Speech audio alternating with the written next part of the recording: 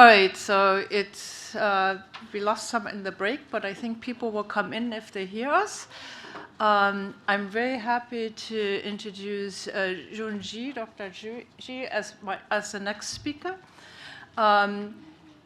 He is from UMass Medical School and the Gene Therapy Center, and he is the person who prepares the vectors for gene therapy, for potential gene therapy. And I'm happy to have him here in person because you're the one who is always working behind the scenes, and today you're here and he will tell us about gene therapy. So, John.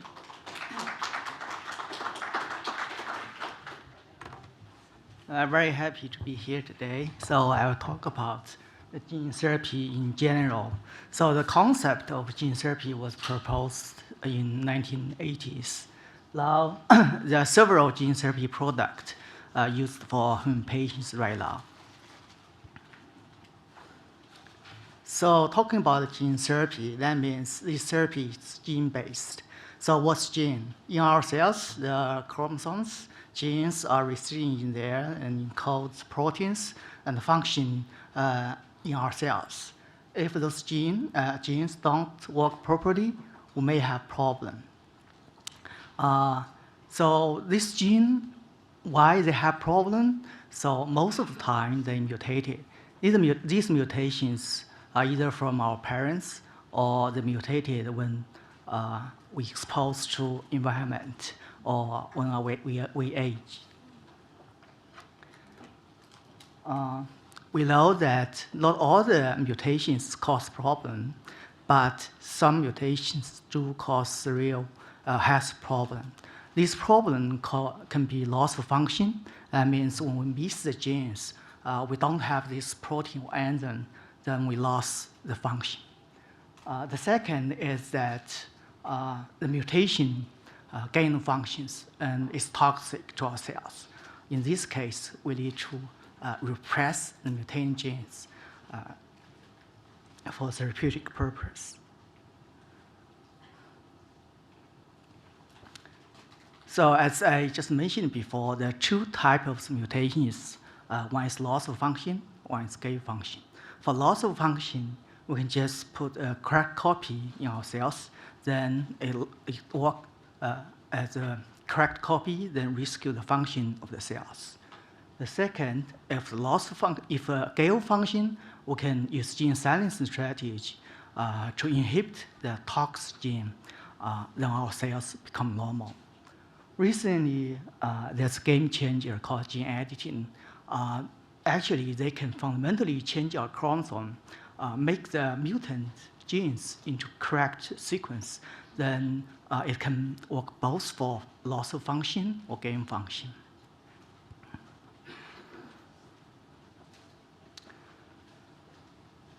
So to develop a gene therapy, there are several key components. First, we need to know our targets. We need to know what causes the disease. Then we have something to target. And second, we need vectors, because even we know the mutations or the dysfunction genes, we need a vehicle to deliver the therapeutic cargoes to the cells that related with disease. And also the delivery method is important. We can either give the vectors to the diseased organs directly with an invasive way, or we can give the vectors systemically from our bloodstream. That will be safer, and but each method has pros and cons. The last is animal models. If we don't have animal models, there's no way we can test the therapeutic efficacy and safety.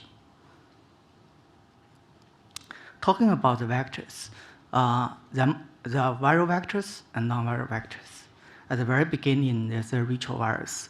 People use that for clinical trials, but it causes severe side effect because those RNA viruses deliver the therapeutic gene and integrate into our host cells.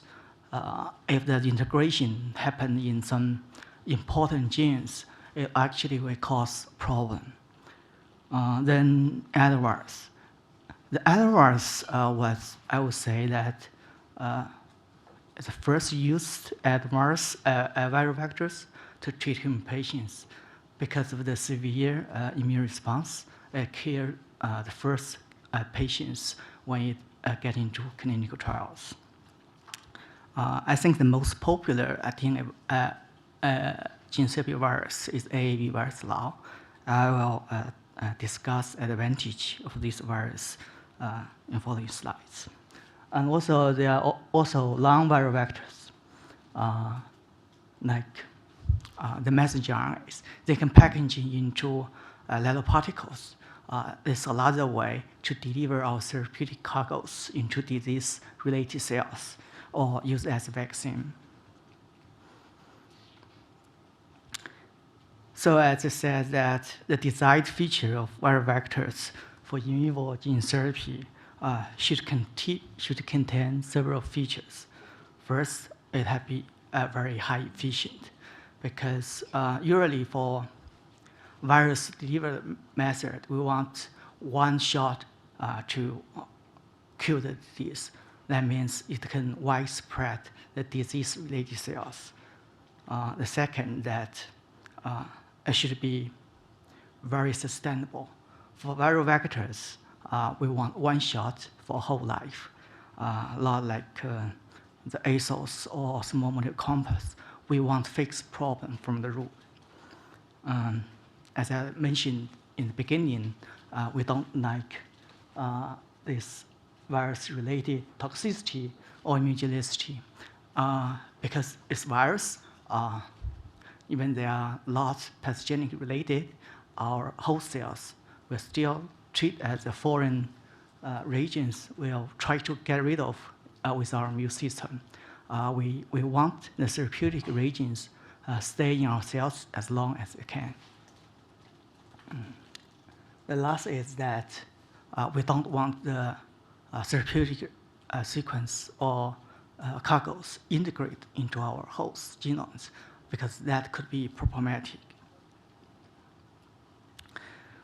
Fortunately, I think AAV virus has all of these features. So I think AAV virus exists in 80% of our human patients. Most of us have this virus, but so far, lung disease was associated with this virus. At the beginning, the NIH even don't want to sponsor AAV study because there are a lot of viruses, they said, because they don't cause disease.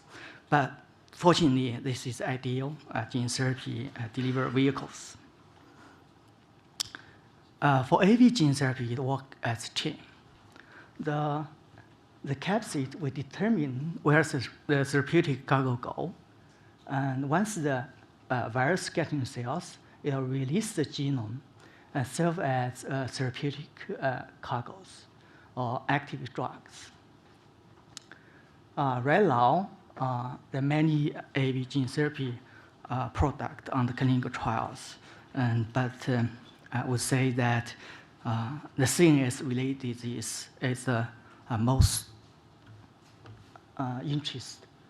People pay the most interest in CNS gene therapy with AAV vectors because so far other vectors cannot transduce CNS efficiently.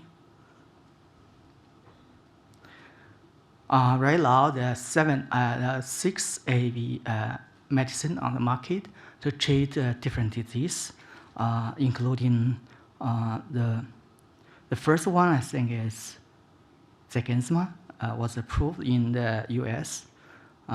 It was used to treat spinal muscular atrophy. And in the past, I think 5-6 years, more and more AAV products were approved to treat different diseases.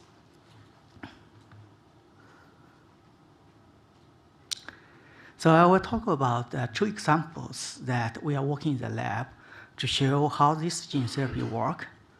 The first one is Zolgensma. Zolgensma is AAV line vectors expressing the SMN1 gene. to treat spine muscular atrophy. So in the SMA disease, the cause of the disease is that the SMA gene was missing in neurons. The patient lost control of the muscles. Most patients would die in the early childhood. So the therapeutic strategy is simple, which is they put a correct copy of SMA gene into neurons. Then the patient will survive. I think this is a great breakthrough in SMA gene therapy field. It has been treated. It has been used to treat about, I think, more than 2,000 patients. But the cost is also very high. It costs $2 million for each patient. But not all the patients respond to the therapy well.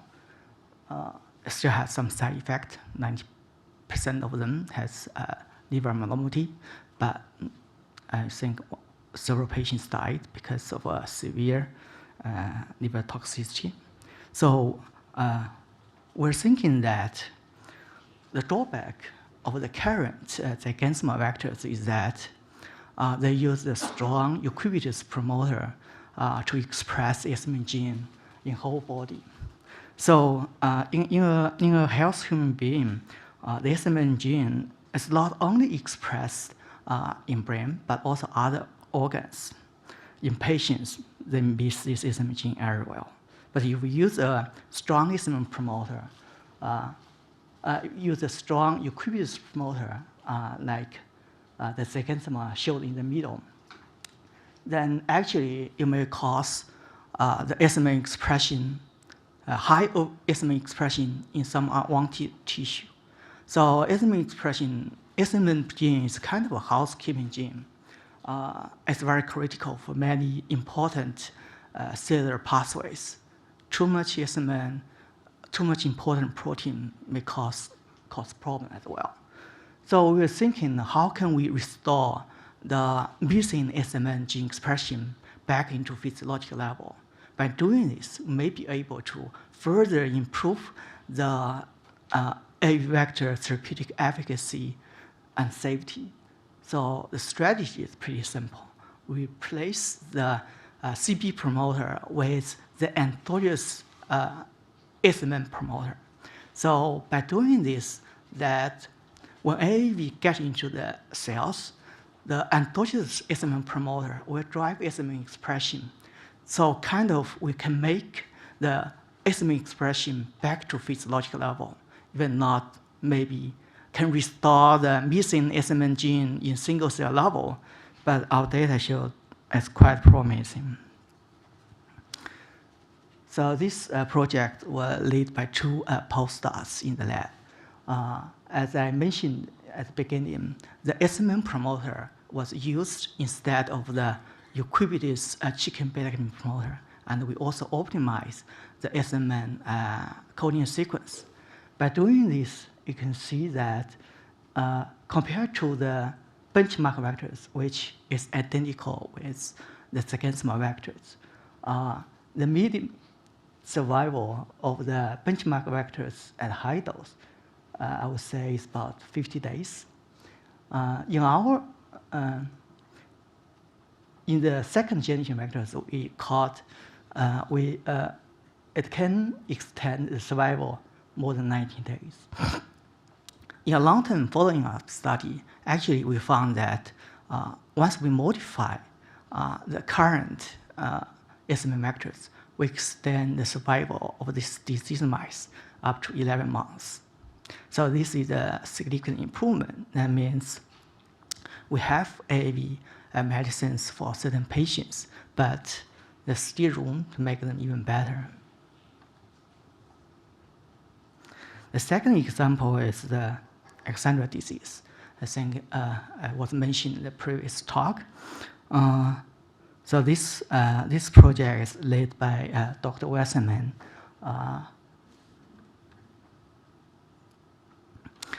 So for Alexandra disease, it's different.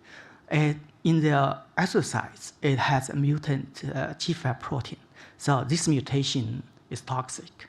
It will cause the sick of exercise. in the SMA disease, is loss of SMA in neurons. So here we use a different strategy, is that we use the AV line still as a very inotropic AV virus to deliver a gene silencer to lock down the mutant GFAP in exercise.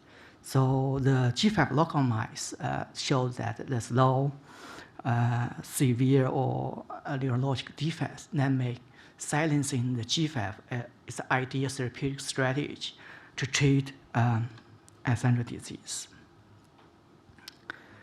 So we generate a gene silencer driven by the GFAP promoter. Fortunately, we have also the endogenous promoter of GFAP genes well characterized.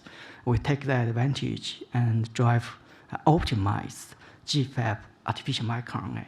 So recently, we also developed a strategy to make the gene silencing scaffolds more efficient and accurate.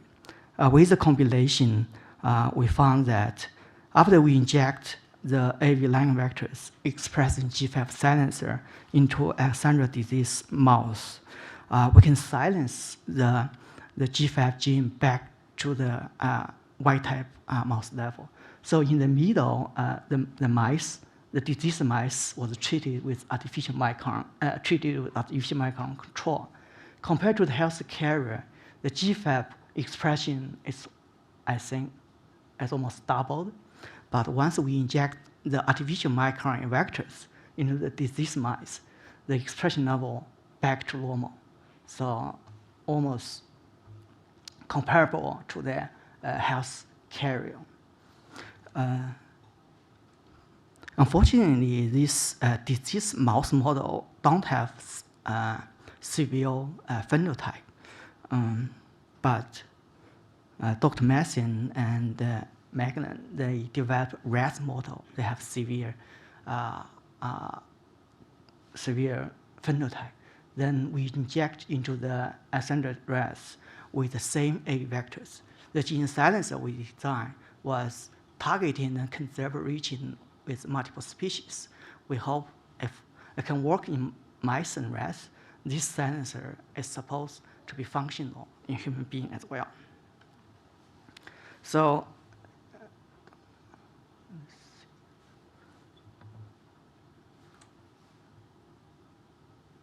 cannot see the mouse.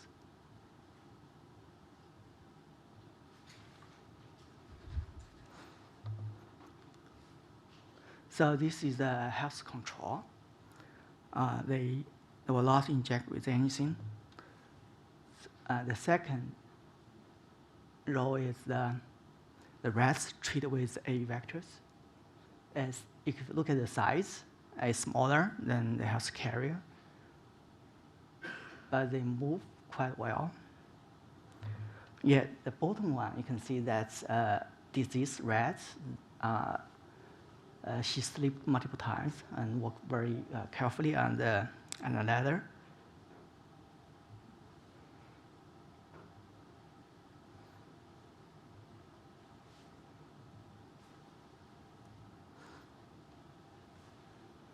Okay, I think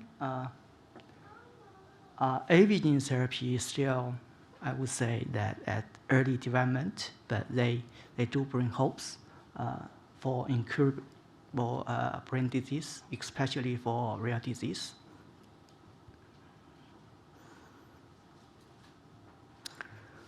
So first, I want to say that this is a close collaboration with Dr. Guangping Gao, and also other colleagues at UMass are involved in this project, Phil Tai, Dominic, Elizabeth.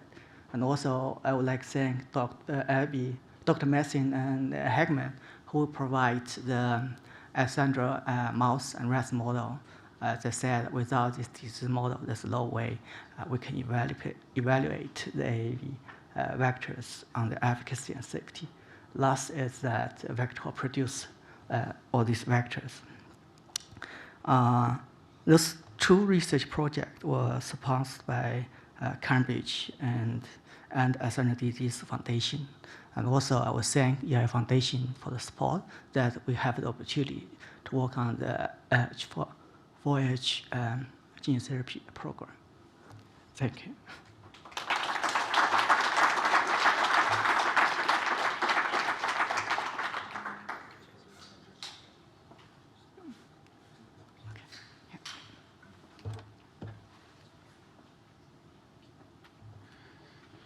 So just a quick note for all of those who have presented this morning, as soon as Dr. Bernard is complete with her presentation, please come up front here and find your seat for the panel.